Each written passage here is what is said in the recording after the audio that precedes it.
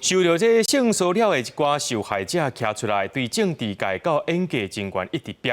这剧情女主角黄子佼，今中昼有翕影片，承认讲捌甲这查某朋友性骚扰，而且伊情绪无稳定，伤害家己了后，落被送上病院。司法院即马也宣布暂停甲黄子佼所有的合作关系，包括着国民法官的节目嘅影片。 一开喙目睭就干目屎，艺人黄子佼太太明景如19下晡行出病院急诊室发出声明，希望大家搁还一点时间将代志调查清楚。面对黄子佼牵涉性骚扰事件，也到底面对弥补错误。至少我认识佼之后，我觉得他有非常努力的在做改变，还有很努力的希望给大家一些正面好的能量。那以前的事情。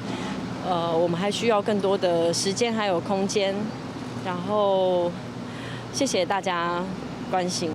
性骚扰事件继续滚价，为政治艺文甲娱乐圈，不少公众人物拢深陷性骚扰风波。进前有女朋友指控，要互艺人黄子佼强奸。黄子佼19中昼翕影片回失礼，各疑似因为情绪无稳定自残丧气。只有我应该是不可能再有机会重来的。 我活该，我只是想要用这些影片提醒大家，有些事情它会结痂，但你要把它掀开来，会流血。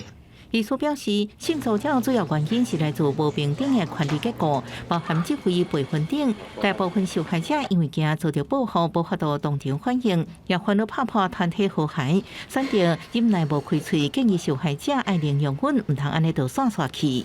应该要有一种性骚扰零容忍的心态。 一来呢，可以找亲友呢，然后呢输出苦水；二来呢，能够寻求适当的管道，不管是像派出所，或者是性骚扰防治委员会，或是呢这个职场性骚扰，向相关的单位呢去反映。 所司法院也宣布要暂停甲黄子佼所有的合作关系，包含代言、国民法官节目甲影片全部落架。卫福部表示，强奸等行为可能造成刑法的强制错误罪，属于非告诉乃论。司法机关应立案调查，若查证事实，应处6个月以上5年以下有期徒刑。记者综合报道。